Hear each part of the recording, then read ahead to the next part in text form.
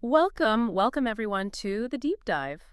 Hello. Have you ever, noticed how some people just manage to say so much with, well, surprisingly few words, whether they're speaking or writing? Oh, absolutely. It's like this kind of linguistic magic trick, isn't it? Packing all that detail in. It really feels like it. You go from these basic sentences to something really rich and expressive, and that ability, that conciseness, getting the point across clearly without fluff. That's what we're diving into today. Yeah, it's a subtle skill, but once you start looking for it, you really do see it everywhere. How just a few extra words put in the right place can add layers of meaning, make something super specific. Mm-hmm. And they're not just random words either. They follow these patterns that are, well, fundamental to sounding natural in English. Spot on. And today we're sort of pulling back the curtain on one of the big tools for doing just that, the noun phrase. Ah, yes, the noun phrase. Specifically, we're really zeroing in on how we add those crucial bits of information after a noun. That's what makes the language richer, more precise, and, let's be honest, sound more like a native speaker. Right. And our mission today, for you listening, is really to demystify these structures.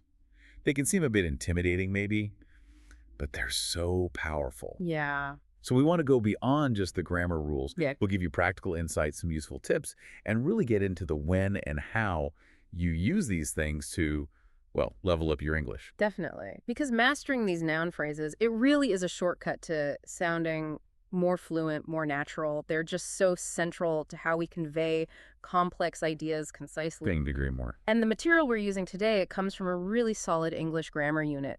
What I like about it is the way it builds things up.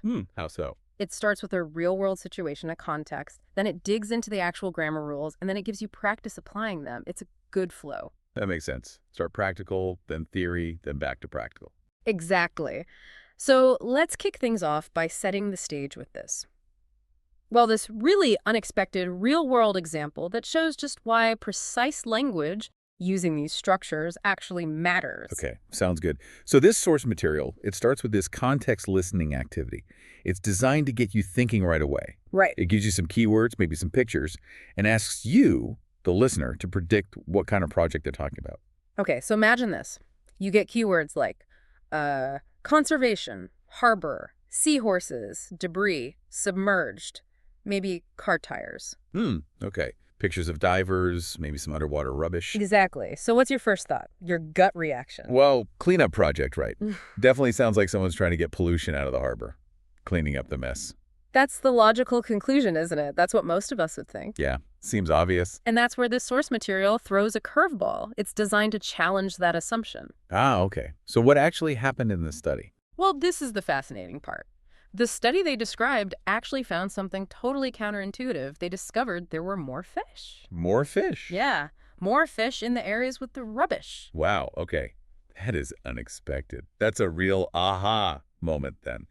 Turns your assumption completely on its head. Totally. Makes you rethink everything, right? About waste and marine life. You think, ooh, rubbish bad, but here, maybe not always. So this finding must have led to some interesting decisions for the research team. Oh, it definitely did. The speaker in the source material, she explains that because of this surprising result, the team actually made a pretty controversial call. Which was? They decided to deliberately put rubbish back into some parts of the harbor. Put it back. Wow, okay. Yeah, I can see how that would be controversial. That definitely sparks debate. Right. It really highlights how complex these real-world projects can be. It's not always black and white, good versus bad. No, definitely not. And it shows how solid data can lead you down paths you just didn't expect. You'd need some pretty nuanced language to explain that decision. Exactly. And that brings us right back to our topic. Think about how you, listening to this story, understood all those specific details, like when you heard rubbish lying at the bottom of the harbor, or areas cleared of rubbish, or that phrase, a decision to expand our study. How did your brain just process all that specific information? Right, the kind of rubbish, where it was lying, which areas were cleared, what kind of decision was made. Yeah, all those precise little details that make the story clear. How did they get packed in so efficiently? Through noun phrases, those extra bits of information attached after the main noun. That's exactly what these structures do. Precisely. And the source material cleverly leads into this. It asks you to look at phrases from the talk like sea tulips with bright red bodies, or the rubble of the past. Or other debris lying on the seafloor, and a decision to expand or study. Yeah, and it asks you to categorize them to see how that extra information is being added. It sets the stage perfectly for digging into the grammar itself. Okay, so we've seen the why. We've seen these phrases in action in a real, quite surprising context. Yeah. Let's get down to brass tacks now. What exactly is a noun phrase? Fundamentally, it's pretty simple, right? It's a group of words, and the main player, the core, is a noun. Right, the person, place, thing, idea, that's your anchor. And the rest of the phrase, its job is just to add information about that noun. Makes the description richer, clearer, less vague, gives it context. Exactly. It specifies which one or what kind. Like taking a book and turning it into a really interesting book about astrophysics. And the source points out that information can come before the noun or after it. Yeah.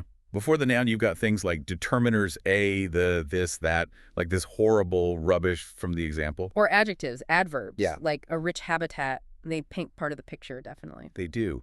But for this deep dive, like you said, we're focusing on the structures that come after the noun.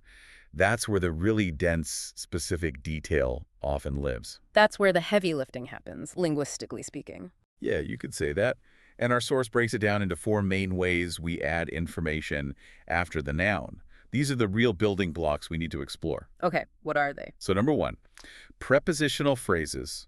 Number 2, past participle clauses. Right. Number 3, present participle clauses, the ing ones. And number 4, to-infinitive clauses. Got it. Prepositional phrases, past participles, present participles, and to infinitives. Those are the big 4 for adding detail after the noun. And they're what allow for that conciseness and clarity we were talking about. They let you build up complex ideas without getting lost in lots of short, choppy sentences. Okay, let's try an analogy to make this stick. Imagine your main noun is just like a basic sketch, a simple outline. Okay. These 4 structures, they're like adding layers of detail onto that sketch, like adding the specific colors, the textures, the background. Or maybe like adding ingredients to a recipe title. Chocolate cake becomes chocolate cake with raspberry filling and dark chocolate ganache. Yeah, that's a good one. Or footnotes on a page, the study becomes the study published in Nature last month.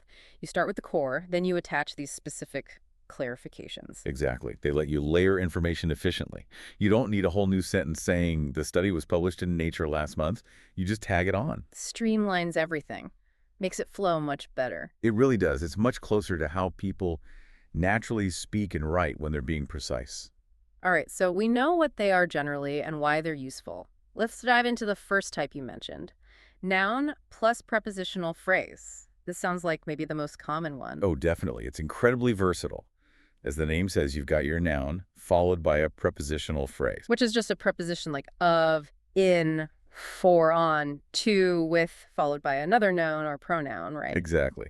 And because prepositions themselves do so many different jobs, showing location, time, possession, purpose, material, all sorts of things, these phrases can add a huge range of information. They basically connect the main noun to some other piece of info. Okay. The source mentions some common prepositions here. Let's start with of. You said it's the most common. Yeah, of is a real workhorse in these phrases. One big use is for quantities or containers. Like a cup of tea or a box of chocolates. Precisely. Or, thinking back to the harbour example, an abundance of creatures, the number of fish. The of links the quantity word abundance, number, cup, box, to what it actually contains or measures. Makes sense. What else does of do? It's also really common for showing belonging or possession, especially when using doves doesn't sound right. Like the rubble of the past. You wouldn't say the past's rubble. Exactly. Or particular areas of the harbor. It shows a part-whole relationship or general association. Sometimes it defines something like the city of Rome. Okay. And then you mentioned at, in, and on. Those seem pretty straightforwardly about location. They are. Your classic location prepositions. We saw rubbish lying at the bottom of the harbor. At for a specific point. And species living in Sydney Harbor. In for an enclosed area or larger space. Right. And you could have the report on my desk. On for a surface. Pretty clear distinctions usually. Got it. What about with? You mentioned that one too. Yeah, with is pretty neat. It often works like a shortcut for saying something has something. What do you mean? Well, instead of a longer phrase like harbor sites which have submerged rubbish, you could just say harbor sites with submerged rubbish. Ah, I see. It's more direct. Shorter. Much shorter. Or the example from the source, see tulips with bright red bodies, instead of see tulips which have bright red bodies, it just tags the feature directly onto the noun, describes an attribute or something accompanying it. Okay, that's a really useful one for conciseness. So let's maybe look at some of those examples from the exercises you mentioned, see the variety. Good idea. So the exercises challenge you to pick the right preposition. You might see something like, my family live in an old wooden house. Hmm. And you need to add the detail about shutters. So with shutters, Yeah. because the house has them. Exactly. Or, our main meal, how would you specify it's the one belonging to the day? Of the day. Part of the whole. Spot on. See the difference? Yeah. For possession, for belonging, or part whole? Yeah, okay. How about she got the best exam results? Yeah. And the context is the whole school. The whole school. Location or scope? Right, and a piece related to the cake. Easy one. Part of the cake, part whole again. Okay. What about special universities and they're intended for certain athletes? That sounds like purpose. So, for talented sportsmen and women, us often shows purpose or the intended recipient. Right, who they're for. And then simple quantity. Well, a large amount. Classic quantity use. Destination. My recent business trip. To Florida. To for direction or destination. Specific location. Yeah. The house. Context is the The corner, specific spot. broader location. The weather. Context, Greece. Knees, Greece. Larder area. And finally, inclusion. A grammar book. It includes answers. With the answers. What it contains or includes. Like the house with shutters. Exactly. So you see, each little preposition carries very specific information about the relationship between the noun and the added detail. It's amazing, really. Such small words, so much meaning. I guess the key for listeners is really paying attention to that relationship, location, purpose, possession, part whole, to pick the right preposition. That's absolutely critical. Getting the preposition wrong can make it sound awkward or even change the meaning entirely. Practice really helps internalize those connections. Okay, that makes sense. So that's noun plus prepositional phrase. What was the second type? The second type is noun plus past participle clause. Past participle. So the ed form, usually. Or irregulars like given, taken, built. Exactly. Oh. And this structure is all about adding information that's essentially passive in meaning. It describes something that has been done to the noun or the state the noun is in as a result of an action. Okay, so the noun isn't doing the action, it's receiving it. Precisely. It gives the same information as a relative clause, but with a passive verb. So remember rubbish, which is contained in the harbor. Using this structure, it becomes rubbish contained in the harbor. Shorter, punchier. Yeah, okay. You just use the past participle directly after the noun. Yes. And the source makes a really important point here. This structure, the noun plus past participle clause, is often more common than the full relative clause version. Why is that? Because it does the same job in fewer words. It's more concise, more efficient. Especially common in writing, but definitely in speech too. It sounds more sophisticated. Right, that conciseness factor again. So, areas cleared of rubbish instead of areas which have been cleared of rubbish. Perfect example. Or the data collected from the sites instead of the data which was collected. Same, meaning less grammatical baggage. Like saying the cake eaten by the children instead of the cake that was eaten by the children. You cut out the that was or which is. Exactly. Let's grab some more examples from the exercises. One had the information presented in a graph. So the information given in the graph, much neater than that was given. Right. Given is the past participle, showing the action done to the information. Or eggs and meat, derived from animals. Produced from animals instead of which are produced. Very common in factual or scientific descriptions. And the quantity of food cultivated organically. Grown organically. Again, replacing that is grown. Yep. Another exercise mentioned the proposal submitted by a department. The proposal made by the education department, shorter than which was made. Sounds more formal, maybe. It often does, yes. Good for reports, official documents. And remember the holiday description. We saw a snake. How was the snake described? Right. A snake curled up on a rock describes its state, resulting from an action. Exactly. It's not actively curling, it is curled up. So the past participle works perfectly. Okay, so the key is that the noun is the receiver or is in a state caused by an action. A potential pitfall could be mixing this up with the active meaning. Definitely. You have to be careful. If the noun is doing the action, you need a different structure. Saying, the research completed the project. sounds odd. It implies someone completed the research. You'd need the research that completed, or maybe rephrase.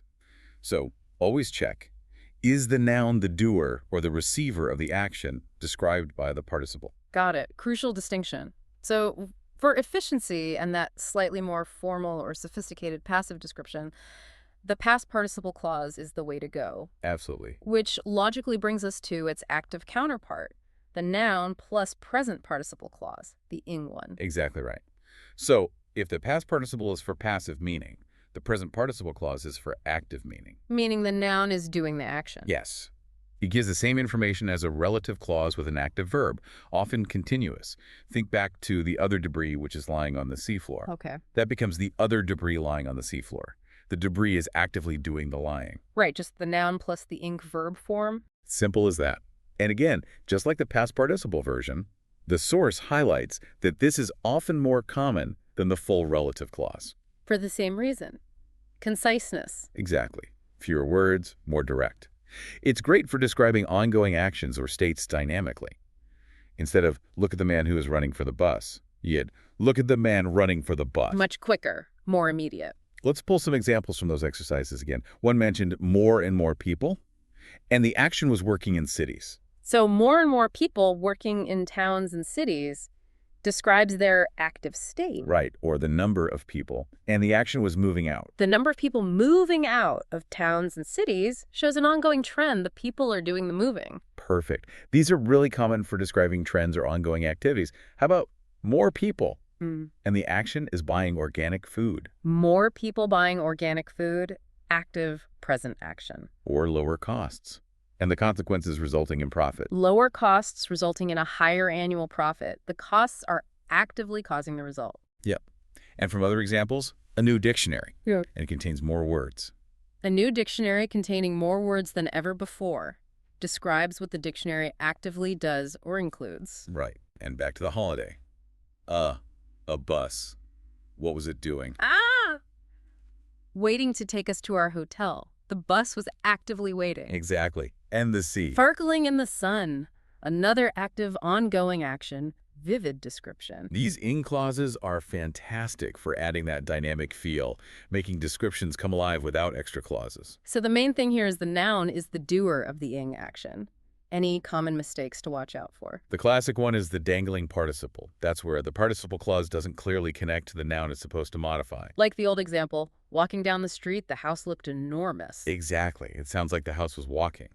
You need to make sure the noun doing the action is clear and usually right before the participle phrase or the subject of the main clause. So, walking down the street, I thought the house looked enormous. Right, clarity is key. Make sure the ing action attaches logically to the right noun. Definitely. Okay, so that covers active, ongoing actions. We're on to the fourth and final type now. Noun plus to-infinitive clause. What's the main job of this one? This one is usually about purpose or intention. Why does the noun exist? What is it for? What potential action is associated with it? Okay, purpose or intention. And you said they often follow certain types of nouns. Yeah, commonly nouns related to time, place, manner, quantity, things like that. So examples like, do you have time to talk? The to talk shows the purpose of the time. Exactly. Or, is this a good place to eat? Purpose of the place. That's not the right way to do it. The manner or method. I have a lot to do today. The quantity relates to the intended actions. The to-infinitive spells out the why or the what for. Precisely. It often points to a future or potential action related to the noun. And you mentioned an interesting link to verbs as well. Yes. Yes. Often, nouns that take it to infinitive are related to verbs that also take it to infinitive. It's a neat pattern. Like the verb decide. We say, we decide to go. Right. And then you have the noun decision, and you can say, it was a good decision to go. Ah, okay. Same pattern. How about plan? We plan to travel.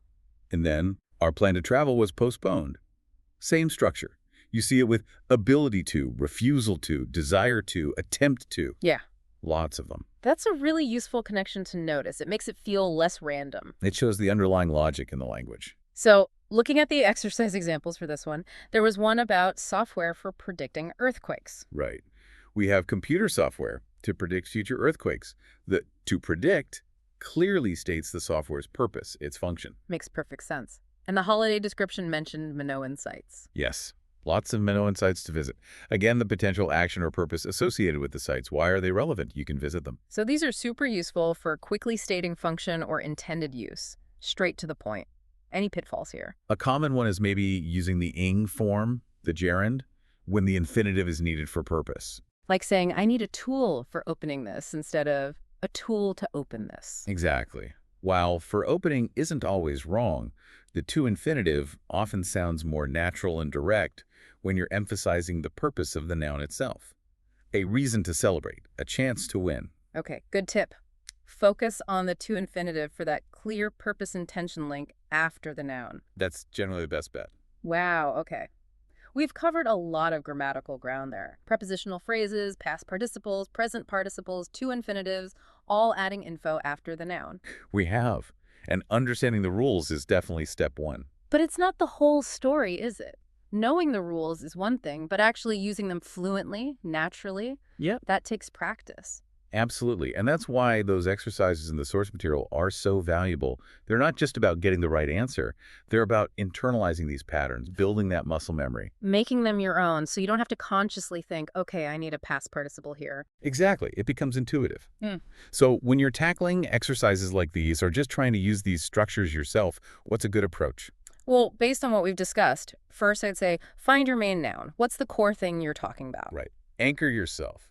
Step one. Step 2, figure out what kind of information you want to add. What's the relationship? Is it where something is, what it's for, something done to it, something it's doing? Nail down that relationship. Good. Then, step 3, choose the right tool for the job. Is it a prepositional phrase, past participle, present participle, or to-infinitive? Pick the structure that matches that relationship. Logical. Step 4, sweat the details. Get the preposition right. Use the correct participle form, past or present. Make sure the infinitive fits. The small words matter. Crucial. And finally, maybe step 5, read it back. Does it sound better? Is it actually more concise and natural? Or did you accidentally make it more complicated? Check the flow. Excellent summary. Identify the noun, understand the relationship, choose the structure, mind the details, check for conciseness. That's a solid process. So let's maybe put that into practice. Let's walk through that holiday description exercise, C4. Again, really focusing on how we combine those simpler sentences using these noun phrase tools. Great idea. Let's see the transformation live, so to speak. Okay, sentence 1 originally was, I recently had a wonderful holiday in Crete. I went with my friends. A bit basic. Right. Two separate thoughts. How do we merge them smoothly? We use that noun plus prepositional phrase. The noun is holiday. We add the detail about who went. So, I recently had a wonderful holiday in Crete with my friends. Boom.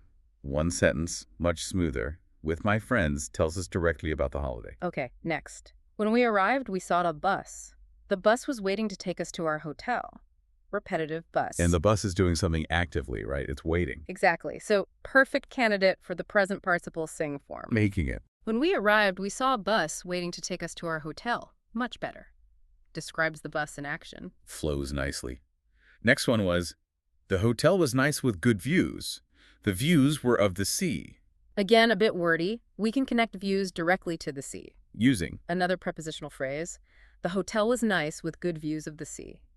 Of the sea specifies the views. Simple, elegant. Connects the ideas directly. Okay, how about that extra one we thought of? The location was also very good. There was lots to do nearby. Right. What makes the location good? The nearby activities. How can we link that feature to the location? Using with. The location was also very good with lots to do nearby. Perfect. With shows the accompanying feature that contributes to the location being good. Concise. Okay, back to the original C4. There are lots of Minoan sites. You can visit them. What's the relationship here? It's about the potential action related to the sites, what you can do with them. Purpose or potential. That sounds like the to-infinitive. Exactly. So it becomes, there are lots of Minoan sites to visit. Clear, direct statement of purpose. Nice. And the other extra one? It's a lovely island. It has beautiful beaches. What does the island have? Beautiful beaches. So another with phrase, it's a lovely island with beautiful beaches. Spot on. Describes a key feature concisely. Okay, the walk. We did one amazing walk. It was through the Sumerian Gorge. Where was the walk? What was its path? Through the gorge. Sounds like location or path, another prepositional phrase. Yep. We did one amazing walk through the Sumerian Gorge, modifies walk directly. And the snake again. We saw a snake. The snake was curled up on a rock. What state was the snake in? Was it actively doing something, or was it in a state resulting from an action? It was curled up. Sounds like a state resulting from an action. Passive feel. Six calls for the action. Past participle. We saw a snake curled up on a rock. Excellent. Describes the snake's finished state perfectly. And the last bit about the sea. It was great to see the sea. It was sparkling in the sun. What was the sea actively doing? Sparkling. Ongoing action. Which means we need the A's. Present participle. It was great to see the sea sparkling in the sun. Exactly. Adds that vivid, active description right onto the sea. You can really hear the difference, can't you? Going through it like that, the combined sentences just flow so much better. They're less choppy, less repetitive. They absolutely do. It sounds much more natural, much more like fluent English. It's taking those simple ideas and weaving them together efficiently. It's not just grammar for grammar's sake. It's making the whole message clearer, more engaging, more sophisticated, less like a list, more like a story. Well put. It really underscores why mastering these structures is so important for anyone wanting to communicate effectively in English. They are the tools for building complex, nuanced descriptions without making things overly complicated. And that, I think, brings us towards the end of this deep dive. We've really dug into these 4 key ways of adding detail after a noun, using prepositional phrases, past participle clauses, present participle clauses, and to-infinitive clauses. Yeah, we've seen how versatile they are, how powerful they are for making descriptions concise, detailed, and clear. And hopefully we've shown that getting comfortable with them is a major step towards sounding more natural and fluent. It's not just about grammar rules, it's about effective communication. Definitely. And maybe think back one last time to that surprising study about the rubbish in the harbor. Right, the fish liking the rubbish. Exactly. Being able to understand and talk about complex, nuanced findings like that depends on these kinds of grammatical structures. They let us pack in the necessary details, the type of rubbish, the location, the effect, without getting bogged down. They help turn confusing data into clear insights. They really are the workhorses, aren't they? Doing a lot of the heavy lifting and detailed sentences. They are, quietly making complex communication possible. So here's a little challenge for you, our listener, as you go about your week. Try becoming a noun phrase detective. Ooh, I like that. Start actively listening for them, noticing them. When you're reading an article, listening to a conversation, watching a show, spot those prepositional phrases, those participle clauses, those to-infinitives tagging along after nouns. You'll probably be surprised how common they are once you start looking. They're everywhere. And then here's a provocative thought to take away. Think about an idea, any concept, that you've maybe struggled to explain concisely in English recently. Maybe it felt a bit awkward or too long-winded, or you just couldn't quite get the nuance right. Now, thinking about what we've discussed today, those 4 structures, could you rephrase that tricky idea using one of these noun phrases? Could you make it clearer, shorter, more impactful? Give it a try. Experiment with it in your own speaking and writing. Great challenge. Put the theory into practice on your own communication hurdles. Exactly. Well, that's all the time we have for today. Thanks for joining us. Thanks, everyone. We'll catch you next time on The Deep Dive.